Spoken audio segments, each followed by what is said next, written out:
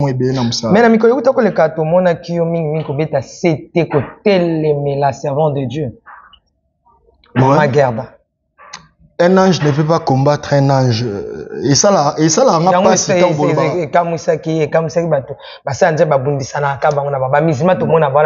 Non, en réalité, Tokoki Kobenga est servante de l'Éternel, parce que ceux qui sont servante de l'Éternel, tu as tout bundisa.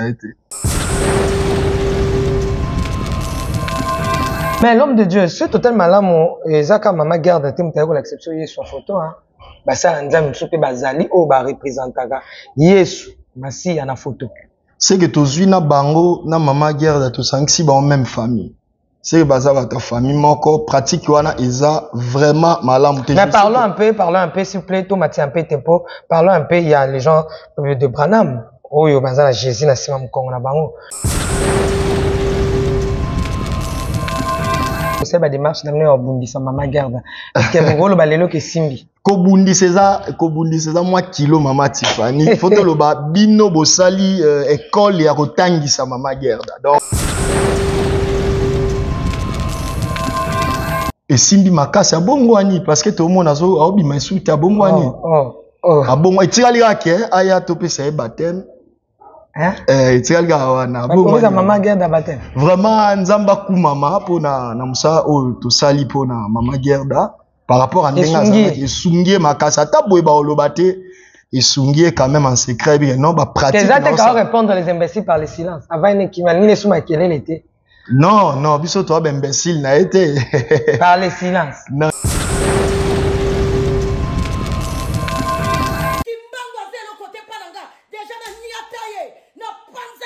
Mama Gerda, attention avec Kimbangu, car Kimbangu c'est un prophète de l'Éternel.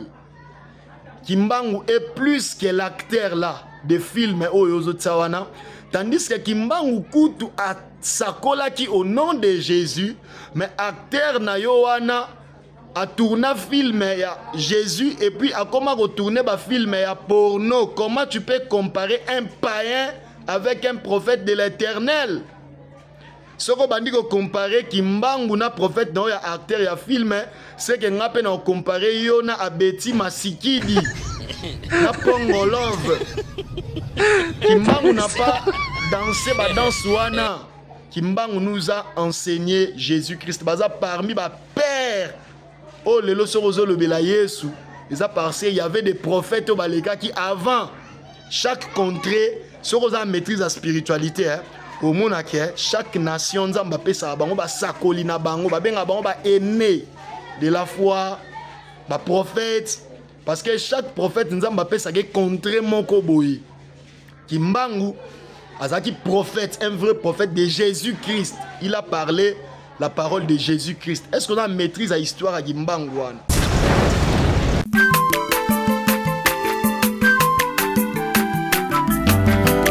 Mwana motote boa kosangai abongwa ni pete boa wangata Nzambe ya le Nazarien le Nazarien le Nazarien le Nazarien bana kitoko koma mukondima atako babakola ki mafuta na musakolima lelo ya yobolingo bateli le Nazarien Lipamboli uye mwana na katempeni mama kandelobi Koleke mapapu masopi mafuta Toko kesitana longo na nzambu uyo mabenga na makomi. Pardon, ma quelle était un tournée, s'il vous plaît? Shalom et bonjour, bien-aimés dans le Seigneur, très chers internautes, amis fidèles de Nazaréen TV, avec la vôtre, maman Tiffany Mokwa, la princesse de l'éternel, on est ensemble. Il n'y a pas de souci, Christ reste le même hier, aujourd'hui, éternellement. Bienvenue dans cette émission Table Sainte qui réunit les hommes de Dieu autour de sujets importants, si très capitales, de l'actualité, bien sûr aussi de la Bible. Aujourd'hui, j'ai le réel plaisir de recevoir pour vous un grand homme de Dieu. Il s'agit bel et bien de l'évangéliste Michal. Comme avant de lui dire un bonjour, je me retourner à la régie, prendre un élément si possible pour la gloire de notre Seigneur Jésus-Christ. Et on se retrouve tout juste après Tobengana parce que Lelo a repassé la boa. Régie, à vous.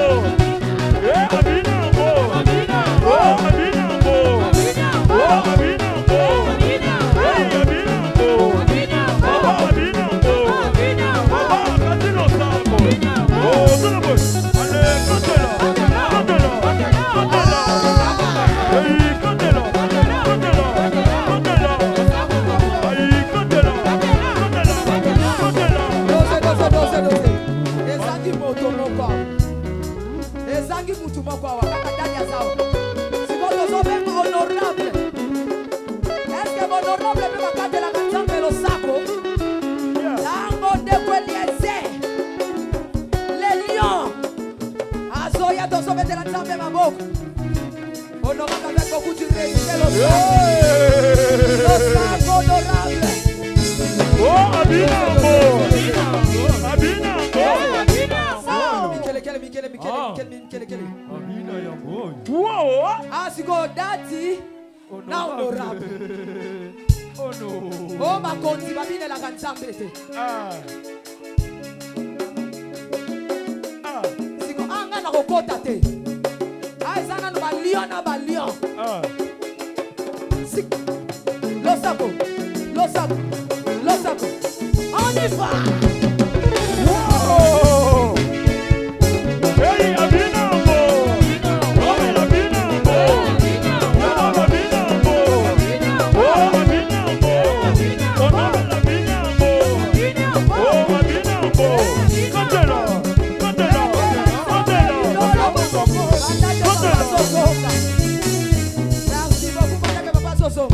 Est-ce que la reine a ça? Merci beaucoup papa. Pendant que la reine a ça, est-ce que la reine a ça? Est-ce que maman la reine a ça? Et de la table babo. La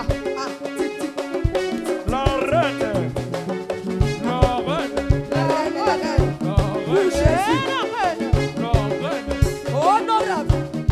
Le Sakomoko.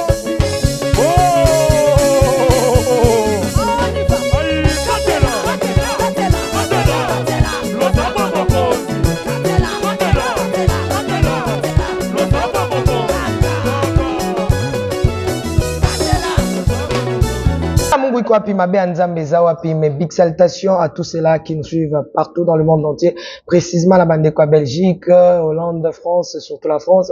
Je vous aime beaucoup, l'accueil de la manière dont vous m'aviez reçu en Belgique, à tous mes enfants, les amis qui sont là.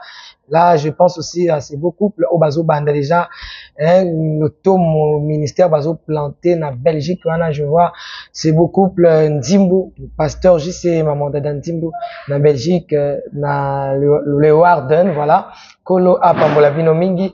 Je disais depuis que je suis avec l'homme de Dieu, l'évangéliste Meshak, à qui j'ai dit shalom. Shalom, maman Tiffany. Bonne santé. Non, Dieu fait grâce. Tout le monde a cala depuis l'éternité. Ouais.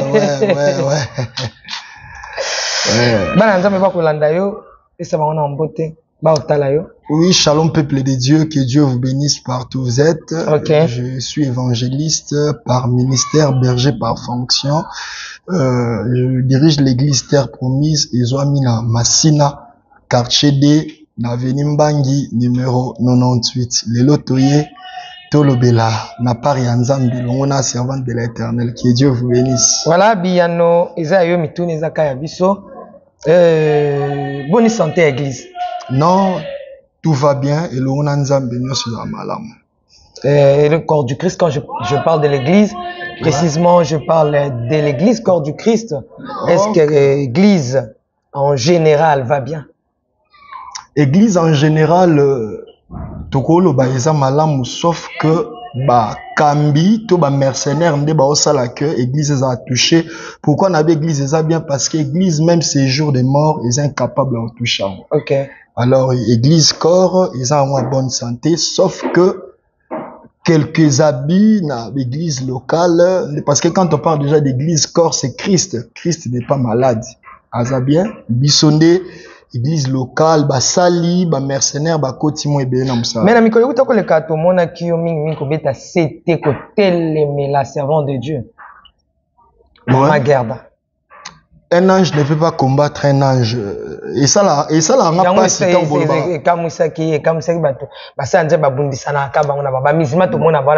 Non, en réalité, tokoki ko benga e servante de l'Éternel, parce que ceux qui sont servante de l'Éternel, to nga to bundisa été. To terme malamu to bengeza photographe ya Jésus.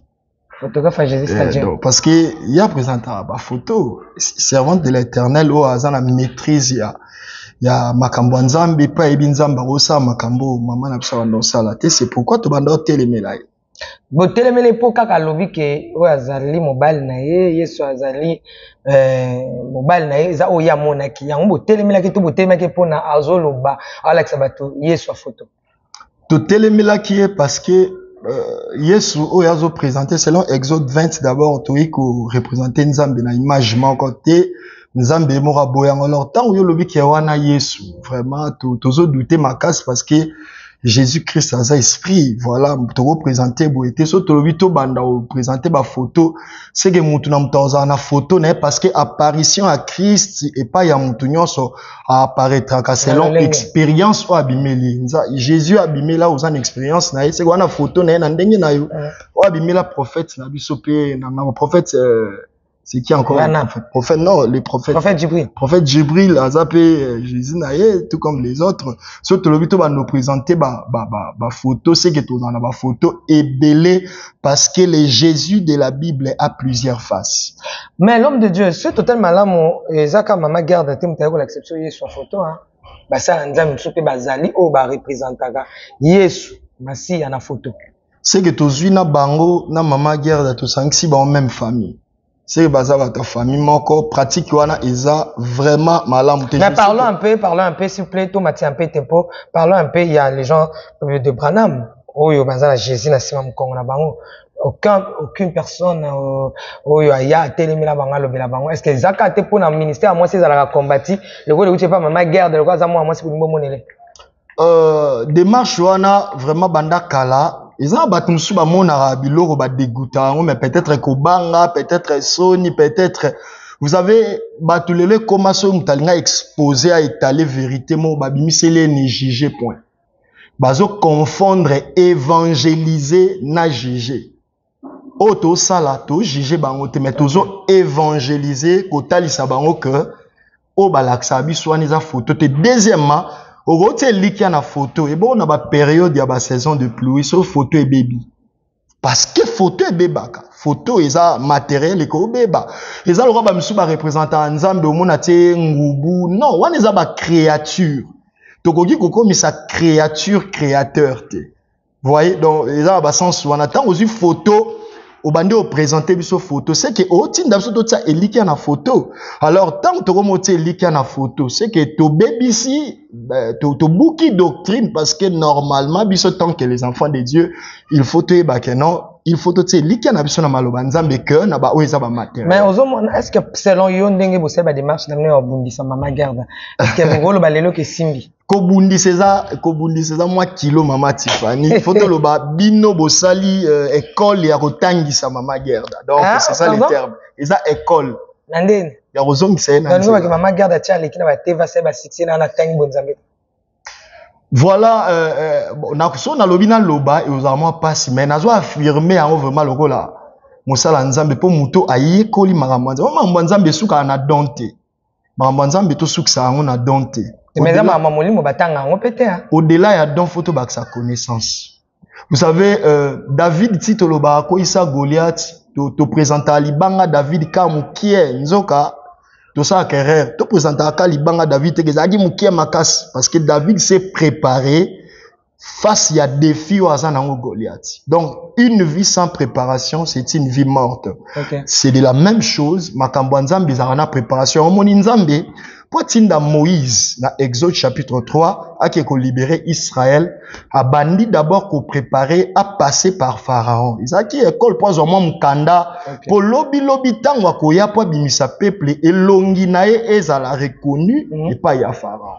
C'est-à-dire, il faut tout le kaka elongi na biso lokola basali ya Nzambe, sagesse e bango, école e bango, intelligence e bango, poto memadon musika. D'abord bundisa qui était. To bundisa qui était mais totali sa geka ba démarche za mabeza bazel a débit hein. Au moni so mutabandi makambo ngo sika. Mais bon, est-ce qu'il y a beaucoup ba kesimbi?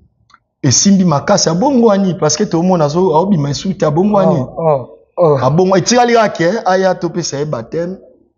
Hein? Etikali ka wana abongo. Ba mama guerre da baptême. Vraiment nzamba ku mama pona na musa o to sali pona mama guerre da par rapport à ndenga za esungie makasi ata boye ba olobate et sungier quand même en secret bien non bah pratique les attaques à répondre les imbéciles par le silence avant une qui m'a mis sous ma quelle était non biso toi imbécile n'a été par le silence non ils a par le silence c'est ça que à te aminde yo mon a même sa manière ya quoi apparaître encore na ba réseau moi te ke zandengi mo te ndenga zalaki donc c'est à dire mo la ke comme na moi éthique mo maîtrise mo tia o Mbappé photo comment ça là bon wana malembe délivrance ya rabo malembe donc yo zo penser vraiment que maman garde nda pesa Jésus ne ba embrassement wana ba biste me ba embrassement alors tika pena Jésus nae siko problème ezala même pesa li bise yango ya pesa la ba embrassement mais ba embrassement pesa na chambre tant yo mo bimisa on a salon bongo c'est que wana komi séduction te wana zabino mais moi dit avoir jamais na ba mboka mindele ba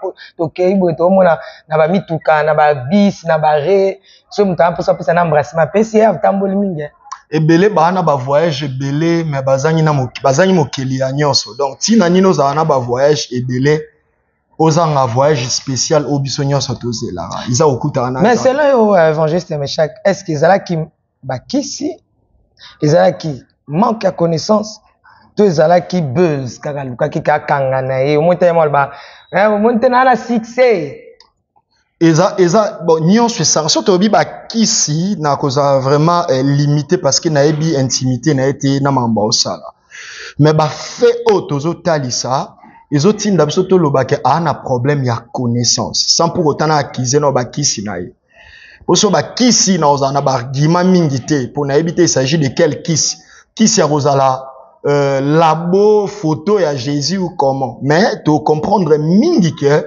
azana problème ya connaissance mais ana bolingo ya koluka koyeba mambo nzambe mais akoyi na maboko donc azana démarche ya mabe faut koluka kozongisa ye kotalisa que non Jésus biso to bonde la Jésus Christ basalela ye bongo te na ba démarche ozo saela mais néanmoins bo talisa ba activité wazo sala ba activité sali ya molingo ko pesa ba ba loyer tout ça wana bo check un peu na mupandi mukeka na celle lokoso nde akoki kosutukela ba loyer wana celle lokoso celle serviteur ça maman Tiffany oyebi la première des choses nous les serviteurs de Dieu faut toyeba que mosali ya nzambe mutafutaka ezara nzambe mosala nzambe mutafutaka ezara batu te omoni musala ozosala lelo mutoki ya kozongisa bana nzambe na nzela tozana motu ya o fixe to kofuta ote eza lo rwanda ezala so mutakufi dédommagement ezala na prix fixe te o l'état loba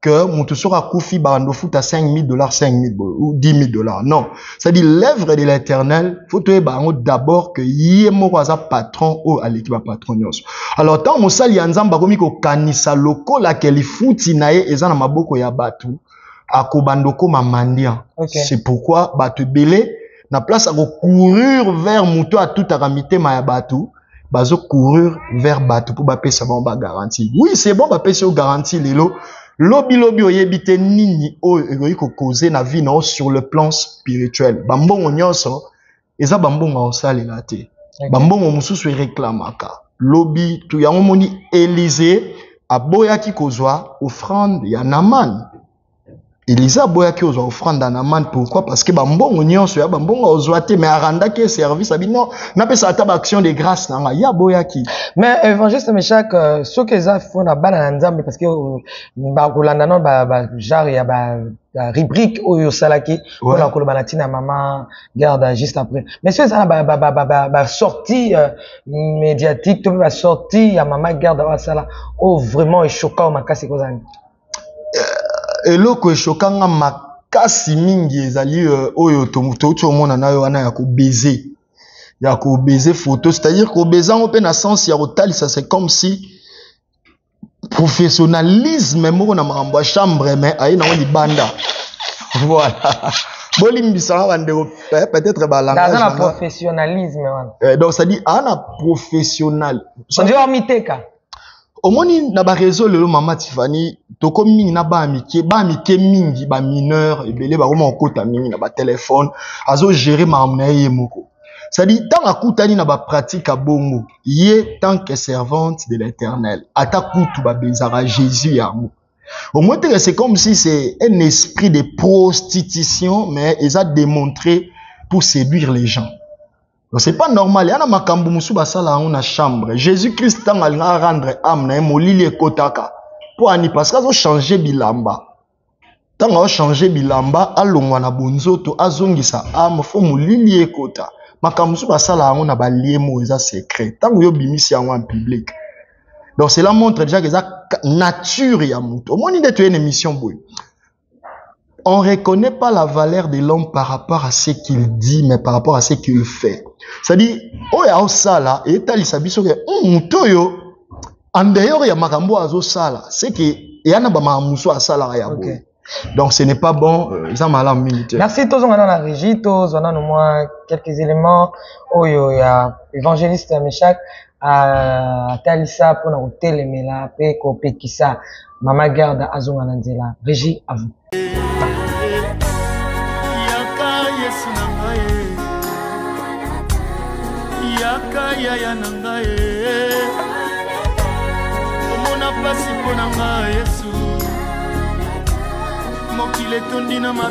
Tomoni lumière oyo elongi ya Yesu ozomona yango oyo ya pembe bozomona ezalaki suki na ye toza ba photographe à Yesu te poto kangaka ye ba photo. Nous sommes pas des photographes mais nous sommes les dispensataires de sa parole. Moi je ne suis pas photographe de Jésus-Christ, non, je suis son enfant, je suis le dispensateur de sa parole.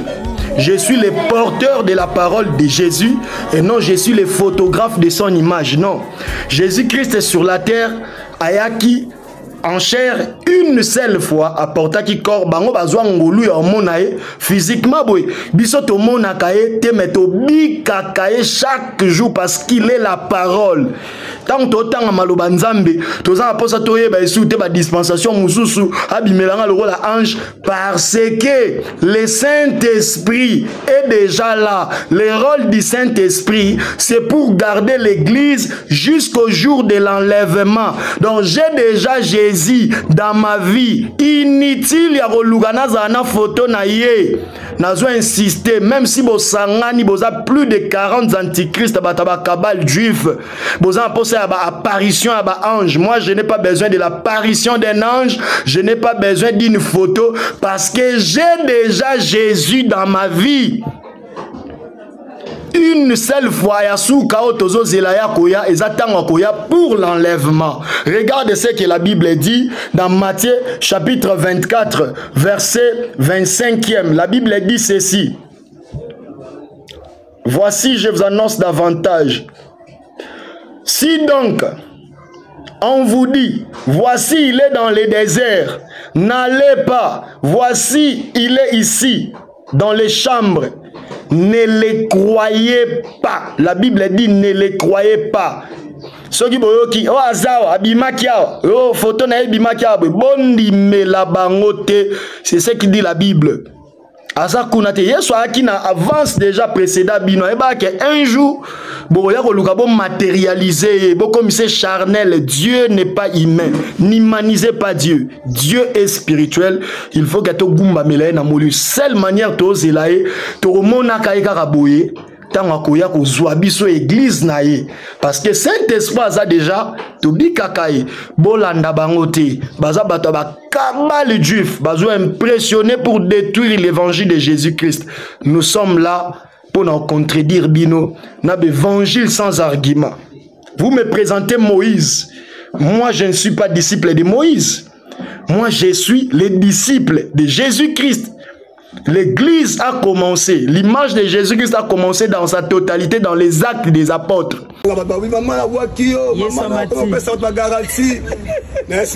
Un jour,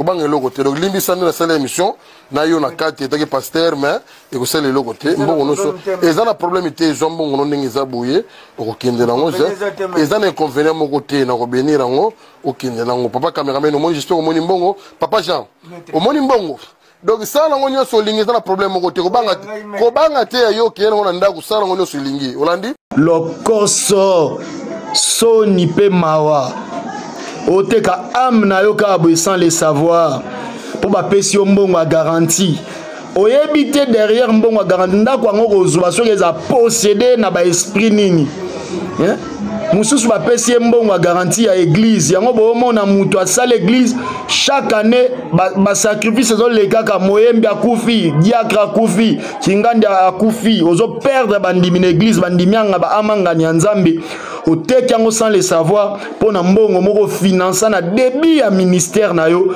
okotisa à cause de souffrance oyebite lobe komo coûter au cher bandimianga ni pe roi bayaka na baoka tika baya bayepe nzoka baye kokoya na kati ya libulu moko boye oyo bakana te kozala na vie eza soni pe mawa soki eza réellement bomone euti na nzambe bible lobi ni pona au sujet ya baomone soki loboko epesi oyeba te alors tant loboko epesi comme oluka filmer c'est que motivation eza nini wana comme une position diabolique car l'amour de l'argent c'est la racine de tous les maux.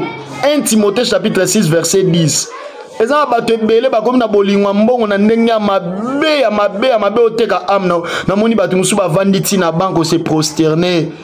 Oh l'air est grave bandeko nanga.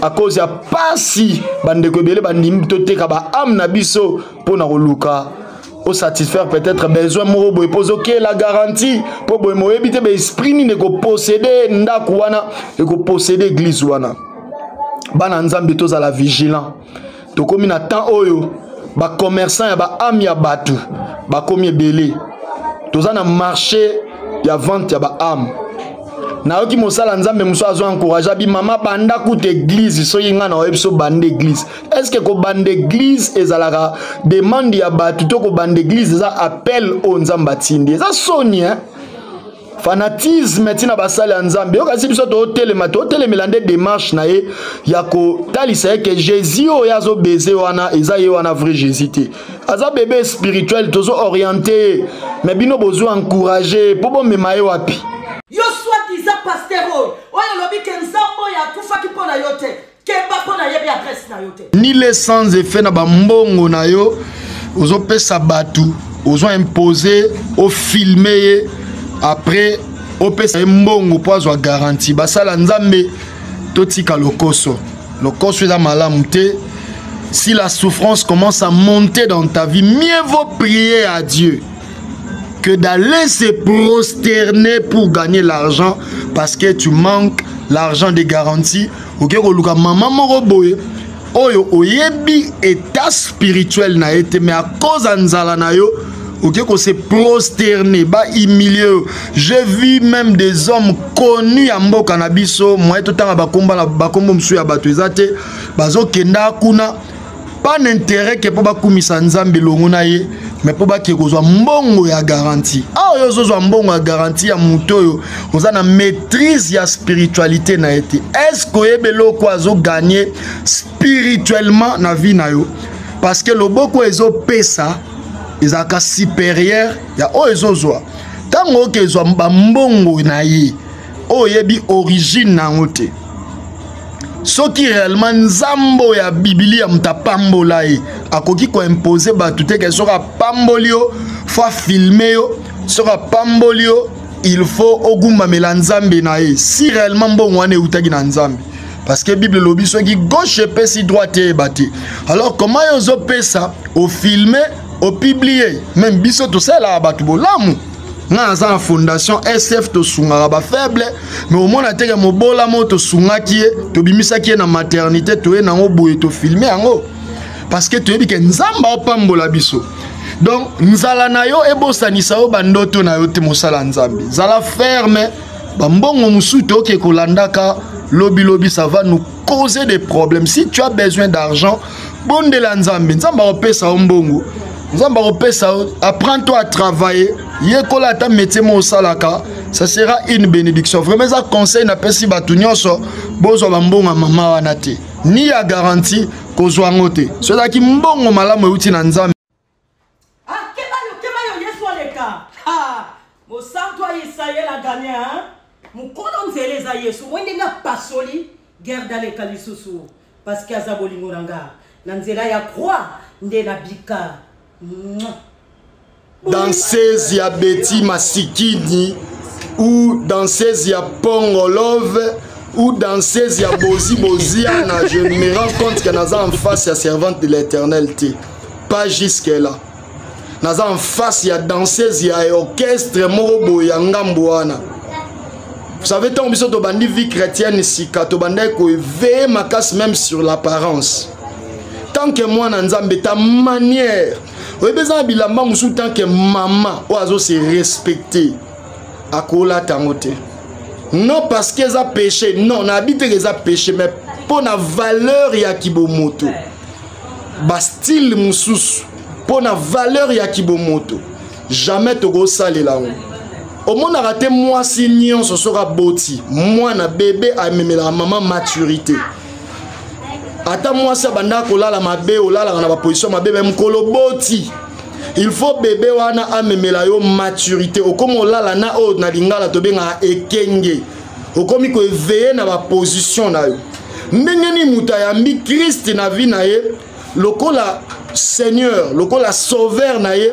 Mais bagisman na ye et mon kaka lokola mutu ngambo wana. Donc Christ a apporté rien sur le plan extérieur. Jamais. Il est le Dieu de l'intérieur, il est aussi le Dieu de l'extérieur. Donc il affecte l'intérieur et l'intérieur affecte l'extérieur. Yango zalraso tali mutu yamba Yesu. Vi o talaye, ya olobate plutôt que na yamba Yesu. Mais vu aux autres là, aux refléter image. Parce que mbala liboso babenga ba chrétien ezaki na Antioche. Parce que babane koyoka elobeli na bango l'exact o babane ko poser et bande ko refléter na ya Christ. Est-ce que ba danse ya boy, ba geste ya boy, o pekaka Yesu na wana mtalaksi wango. Ils ont participé à bande tout le monde a boye ya boye au sein de l'église. Tout le monde a l'identité à servante de l'Éternel. Allez, bah tout bazo banga pour que ba condamner. M'sou on état ba commentaire net ya boye. Ah ils ont maramba jugement mais ah ils ont maramba condamner ba acte nyonso ya ténèbres à opposer. Vraiment bande ko besoin encourager biso besoin d'accord na musala oh je suis un évangéliste de Dieu. Ils ont musala na biso to sala. Pour te gagner amnaye. Ils ont été jugés, notre gagner de amnaye. Atika reposer ba acte à opposer. Toko lobati nasuka. Tie koko melaye. Mais bozong isaye sunamitema. Bozong isaye sunamitema. Bozong isaye sunamitema. Ba ebisi o kebiso to bimisa e potozo misaye. Bazong isa o ya bima. Biso to zanaye tozo vivre ye. Nous vivons Jésus. On peut présenter le matériel tel que la arme pour prêcher Jésus. Non, on présente la parole. On présente la garantie. Non, on ne présente pas l'argent. La parole, c'est la parole qui crée beaucoup de choses. C'est ça la manière dont les diables utilisent dans ces derniers temps de la fin. C'est d'impressionner. Bananzambe tozala éveillé. C'est pour nous impressionner. Nga na kolandela yoti na suka. Yana bandeko bele bazolo ba bele bazo pekisa o papa tika na yo boye maman na ko humilier yo. Mon Jésus-Christ a été crucifié ni à la croix. Via humiliation pour na biso bananzambe ils ont honneur. Ils ont honneur. To bangate parce que to lo ba vérité bat bazo ya o boye boye misu bazo insulter ya c'est wana kutoye lo belote. Nous nous défendons la vérité. C'est ça au monde des faiblesses. Il y a des chrétiens idélés. Tant que nous avons télémi, nous avons biso na nya téléma. Nous avons ba philistin ba témi si Goliath. Nous avons biso na nya téléma. Nous avons ba prophète Abal bangwana ba télémi. Nous avons biso na nya téléma. Toko téléma, toko loba. Soki na kati na biso na ba ene mususo ba ondima balanda mbongo biso to landa mbongo te. Tolanda nzambe pe pona biloko wana te. Apambola rabiso to liaka mutalala nzala zate. Nous servons l'Éternel. Na ba difficulté na ba malade azo battre la biso. Mais to se prosterner te tolanda yo parce que eli biso garantie na yo parce que eli biso non, l'arme à utiliser c'est la parole. Ezambongo wana te basala nzambe c'est la honte au mona na ba toto benga ki ba aîné de la foi. Un bébé spirituel mobwe moi Nicodim. Vraiment bandeko nanga toza vigilant. Toza prêt à défendre Christ. jusqu'à la fin. Bientôt il y a la Zamba koki jamais ko bimela yo na ndoto okanga visage naï. Infraction Mama Gerda déjà yango wana. Plusieurs oins de Dieu dans la Bible tala bien o bakutana na Nzambe. Baza na vrai visage ya Nzambe te parce que Nzamba ngengaka. Alors comment Mama Gerda Zoloba Yesu abimela na ndoto ndeye wana. Donc c'est-à-dire cette maman, elle avait quand même la capacité à retenir na visage ya Yesu abimela qui est ndeloko elekelanga. Comment mutu ako kanga elongi ya Yesu abimele aussi longtemps que Yesu ba apparition na ye, même bango mo ba disciple mkomsu ba mona azo apparaître ba bengie fantôme. Bato ebele o Nzamba benga sera bimeli bango même na bandoto tala bien tellement brillant soane za makasi. Barete na ka vrai visage na été. Alors maman, tant que vous avez Yesu wananda bimela yo. Kita di ndoto nyonso uti na Nzambe puis Yesu nyonso loti na ndoto c'est qu'il y a vrai Jésus de la Bible. Cela nous montre maintenant comprendre que ce n'est pas le vrai Jésus au abimela maman. Donc c'est ça est clair. Débat facile na mambwana que au abimela maman Gerda Aza vrai Jésus parce que vrai Jésus même apparition naé aza kana visage fixé parce que ce qui Jésus a comme la sabiso ba visage naé c'est que chaque pasteur a osé longa Jésus naé parce que et pas ya mutu na mutu mitali ça marche. Pourquoi vous allez comprendre même na ba évangile au monde pourquoi pas comme évangile selon Marc selon Luc parce que ebele mutu na mutu monaé na ndengyo a se révéla et pas naé. Mais pas en termes de visage bongo qui n'a retenir elongi na eto dessin nae non parce que brillance nae ils aura tellement makasi au koka ko supporter en te faut s'incliner faut se prosterner. Alors qui es-tu pour maîtriser le visage de Jésus? C'est ça le problème maintenant. Alors la deuxième des choses akoki kozala na pe occultiste était Mama Gerda. Mais azana problème, il y a connaissance. Parce que l'appel sans la connaissance au tombé dans makambo Mama Gerda au sable. Donc oh ya talara na film wana parce que beaucoup de chrétiens c'est quand on a mis sur mon présence à Yesu. Ba mona aka Yesu wana ya film wana. Ba mona aka parce que oh batangi sa ba mona bo mwana ke yenda zalaka Yesu. Ekota si akoli nango tango jusqu'au badon badi ko funga makati na ye o ya retena na bo mwana wana yango ya kimbango velo côté palanga déjà na niataye na panzaye. Ma Gerda, attention avec Kimbangu car Kimbangu c'est un prophète de l'Éternel. Kimbangu est plus que l'acteur là de films Oyozo Tsawana tandis que Kimbangu kutu a sakola qui au nom de Jésus mais acteur na yowana a tourné film ya Jésus et puis a comment retourner ba film ya porno. Comment tu peux comparer un païen avec un prophète de l'Éternel? Ce qu'on va dire comparer Kimbangu na prophète dans ya acteur ya film c'est que ngape na comparer yona a Betty Masikidi na Pongolove. Kimbangu n'a pas dansé ba danse wana. Kimbangu nous a enseigné Jésus-Christ. Baza parmi ba père. Oh lelo sorozo le bela Yesu. Ils a passé, il y avait des prophètes au baléka qui avant chaque contrée soroza maîtrise la spiritualité hein. Au monde chaque nation nzamba pesa bango ba sakoli na bango ba benga bango ba aîné de la foi ba prophète parce que chaque prophète nzamba pesa ke contrée moko boyi. Kimbangu Azaki prophète, un vrai prophète de Jésus-Christ. Il a parlé la parole de Jésus-Christ. Est-ce qu'on a maîtrise à l'histoire à Gimbangouane? Ne touche pas un prophète de l'Éternel. Si on est un acteur, en tant que chrétien, tant qu'un pasteur, tant que serviteur de Dieu, na Kimbangu, na acteur, vraiment, choix est clair. On n'a jamais acteur, comment un païen. Il n'est pas Jésus, maman, c'est un païen. Mais Kimbangu a prêché Jésus-Christ, malgré ma baby ça qui est évangile, mais il a parlé de Jésus. Il a fait des miracles au nom de Jésus. acteur na wana lelo azana ba boîte osala Sonia méprisa kombo ya Yesu a tourner film à Yesu et puis a commis ko ça ba film à pornographie. T'as la récemence na enda pesio comme on peut ça ba bisou et ça sémence aux une acteur wana. Déjà mona un qui mbangiste osala makambo yo zo sala wana.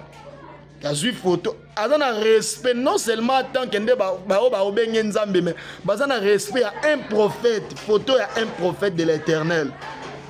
Répands-toi ma maman, répands-toi. Bongola motema zongela Yesu bien o tozui témoignage on a mangé ngenge obandaka bien au baby.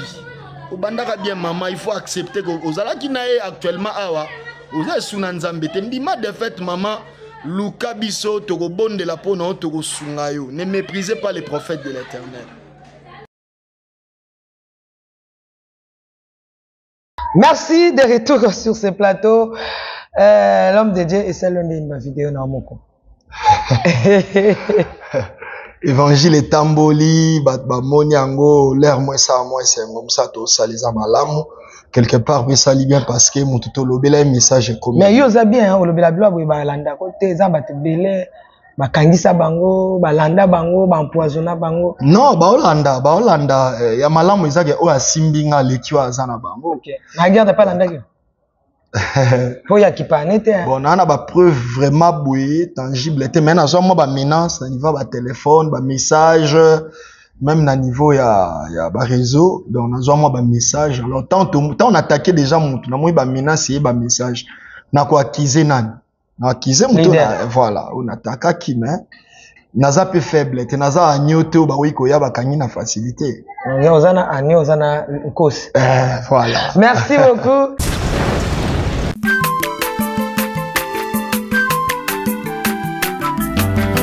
Mwana moto te po akosangai abongwani pete po awangana nzambe ya le nazarien le nazarien le nazarien le nazarien bana kitoko koma mokondima atako bapakolaki mafuta na mosakolima lelo ya yobolingo bateli le nazarien Lipamboli oyo mona na katembeni mama kandelobi